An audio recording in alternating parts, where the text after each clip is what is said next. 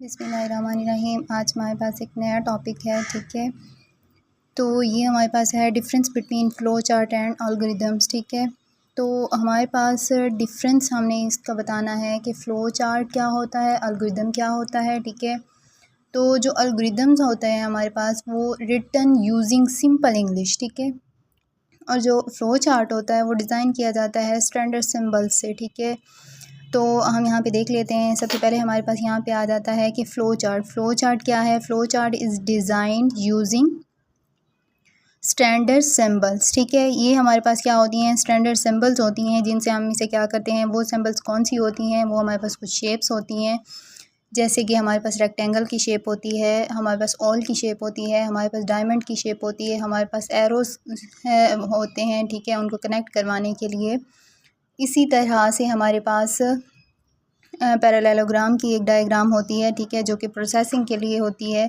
अब यहाँ पे हमारे पास आ जाता है कि it is more time consuming to design a flow chart.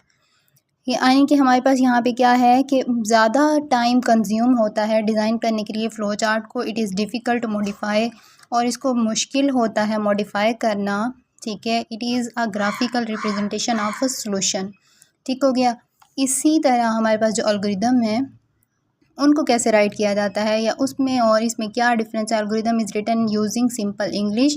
It is less time consuming to write an algorithm. It is easier to modify. It is step by step procedure to solve a problem, ठीक है। तो इसमें इनका जो main हमारे पास difference है वो ये है, ये एल्गोरिदम्स हमारे पास लेस टाइम कंज्यूमिंग होते हैं। फ़्लो चार्ट जो हमारे पास होता है वो ज़्यादा टाइम लेते हैं, ठीक है।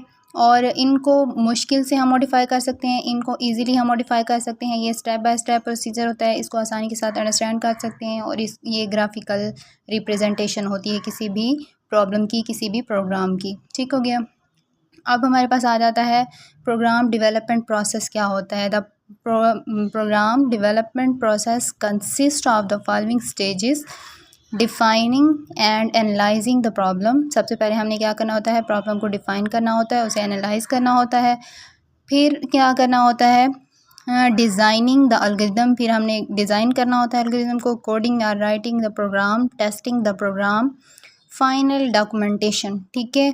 तो ये हमारे पास बेसिक 5 स्टेप्स होते हैं जिनसे गुजर के हमने क्या करना होता है, एक डेवलपमेंट करनी होती है, एक प्रोग्राम को प्रोसेस में लाना होता है। तो उसके लिए हमने इन 5 स्टेजेस से गुजरना होता है, ठीक है। आई होप आपको इस चीज़ की समझ आई होगी कि हमारे पास डिफरेंस क्या होता है फ़्लो चार्ट और एल्गोरिदम का, और प्रोग्राम को प्रोसेस डेवलप करने के लिए हमने किन स्टेप से गुजरना होता है। तो इन 5 स्टेप से गुजरना होता है।